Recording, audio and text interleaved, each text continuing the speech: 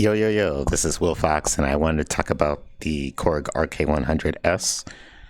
I wanted to give some thoughts about it. I know I've gotten some questions about this Keytar, and I'm going to do an overview, what I like, what I dislike, and who do I recommend this for. It's an interesting Keytar, something I bought maybe about 5 years ago. Really liked it, but over time, I just had discovered I needed different things out of a Keytar. So TLDR, it's not my favorite. Probably going to end up selling it one day, but it's pretty cool. So just a quick overview. So this Keytar is has built-in sounds. That's the first thing you should know about it. I could use some quick sound examples. It's hard to do this without a mic stand. Really cool sounds, all types of sounds that you could think of. So there's an actual engine inside of here, and you can connect it to your computer. Highly recommended that you do that so that you can swap around sounds, you can edit the sounds, you can create sounds from scratch. So if you're into sound design and you're a little bit more advanced, the editor is really cool, really intuitive. I will say on Windows, all Korg products have that bug that maybe, I don't know if you're aware, but if your Korg synthesizer isn't the first within the first 10 drivers that you install on your computer won't recognize it. There's a whole tutorial on how to fix that, but once you get it fixed, it's actually really, really good. Probably my favorite editor. More about the Keytar. You have shortcuts for different tones over here, and you have about maybe 200 sounds of all different categories, like basses, synths, pads, like everything that you could think of, you know. And I should also mention that there is an S2 model of this Keytar. I have the S original. They're essentially the same thing. The sound engine is slightly different, but they're both just micro Korgs put into a Keytar.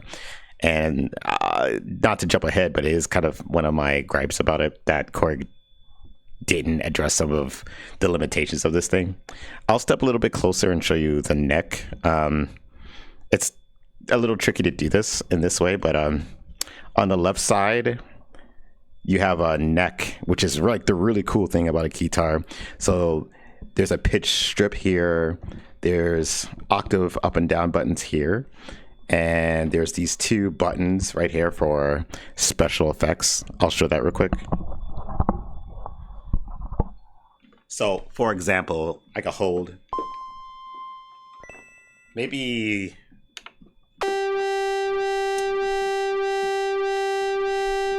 and there's a big ribbon on this side too, you know. So you could do crazy stuff like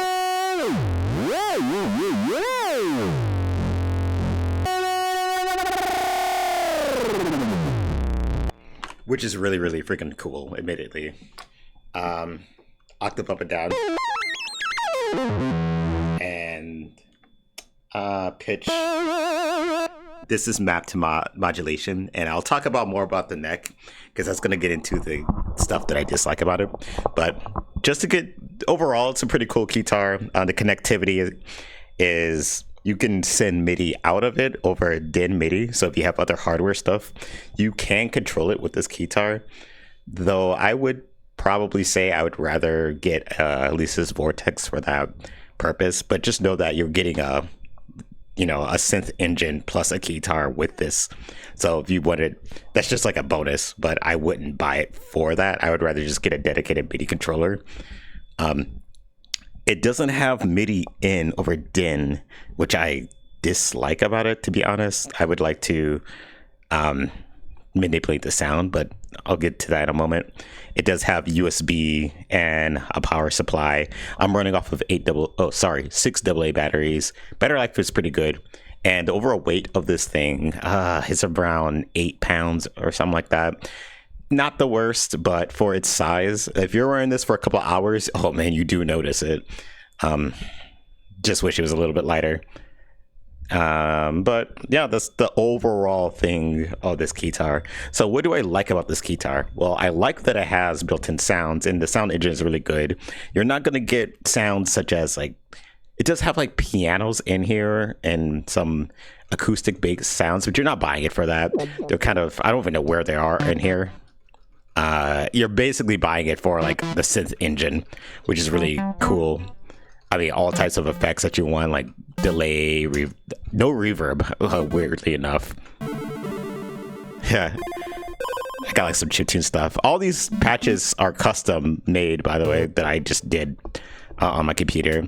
So yours is gonna have a different factory preset. It'd be easy for me to just send these sounds to you.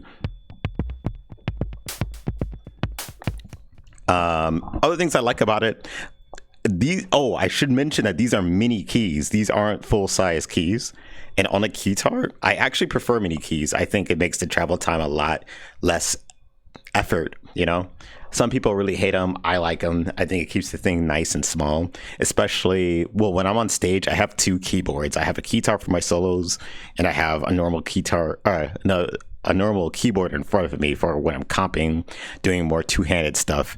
You're not going to do two-handed stuff on a Keytar. You just pretty much aren't. You could try, but it's going to be like awkward. I will say the neck on this thing is like a love and hate relationship for me.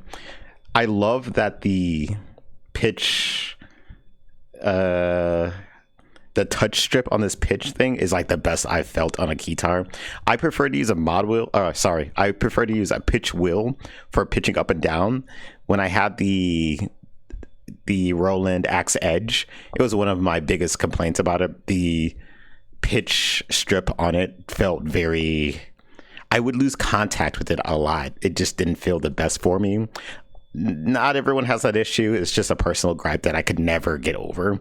This one feels really good. Other than that, I'll just go straight into what I dislike about this Keytar. And these things are kind of really annoying to me personally. I hate that Korg forces you to decide between pitch, bend, or modulation. You heard me correctly. You have to choose between pitch bend or modulation. They gave you a button to change what this does, but you can't do both at the same time. So just to demonstrate it,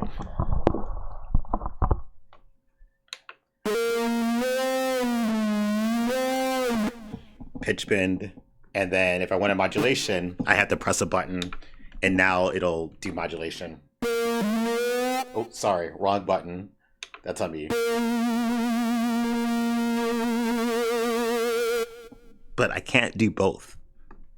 I need the ability to pitch into a note and then to ring it out, then to modulate it.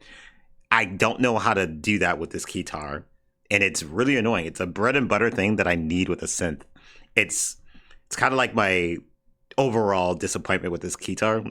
I just want effortless expression. The other thing I dislike about it is I wish I had MIDI in over DIN. There are times, and the reason being is there are times where I want to synchronize this to a like an external like looper or something, right? Like for example, this has a built-in arpeggiator, right? But I can't force the tempo to be perfectly in time with anything unless this is MIDI, unless this is the clock master. But when I use a looper, I want my looper to be the clock master. There's no way to send clock over MIDI, over DIN MIDI that way. So keep that in mind. This seems to be more designed for a stage performance where you don't need, you could just estimate the tempo of something. Because let's say you have like, which is really cool, but you need it to be slower. It's like,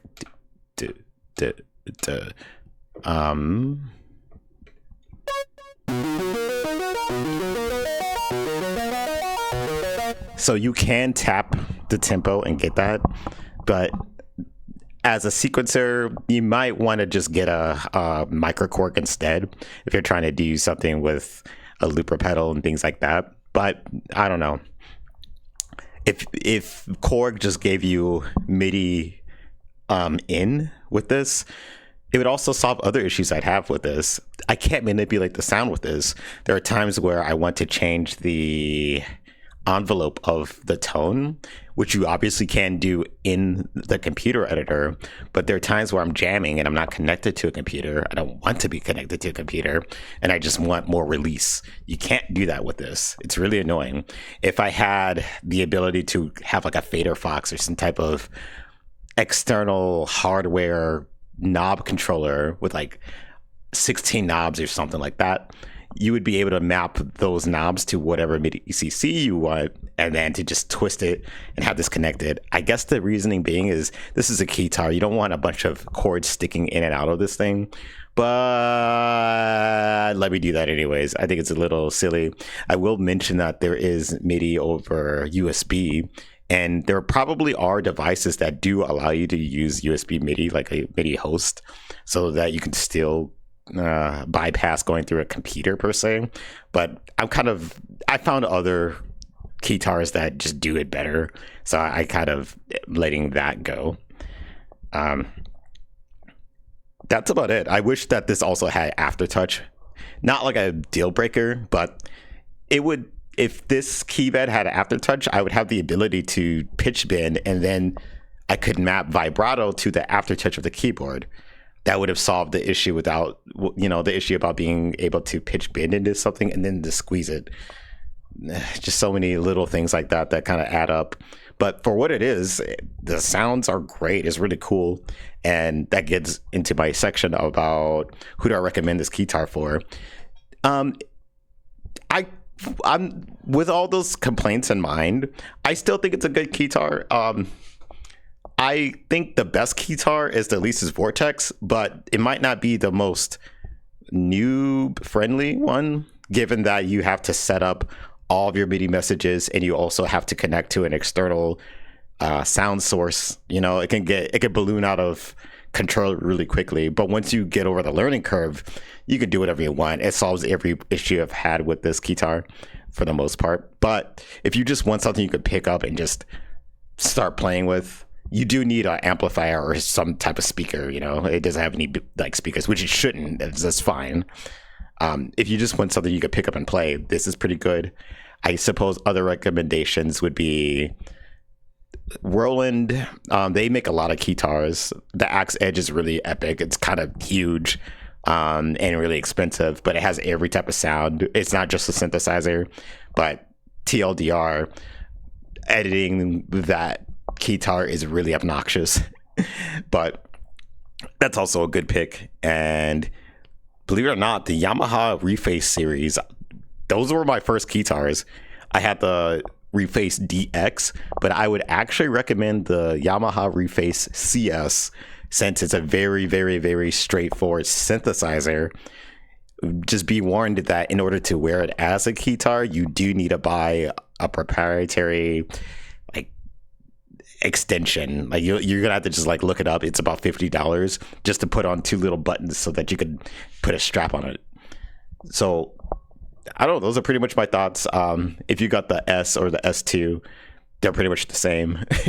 So get whichever one. I wouldn't pay more than $500 for this thing. I don't know how much it's going for now. I think when the S2 first launched a couple of years ago, I think it was going for about $1,000, which is ridiculous. If you're gonna pay that much money, get an Axe Edge, which I think also went up in price. But your best friend is reverb.com. Just use that site.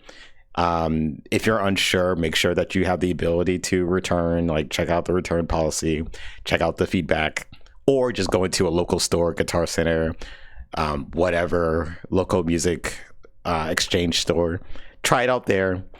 And yeah, those are pretty much my thoughts. If you have any questions, let me know in the comments. And this is Willfox, and I'll see you later.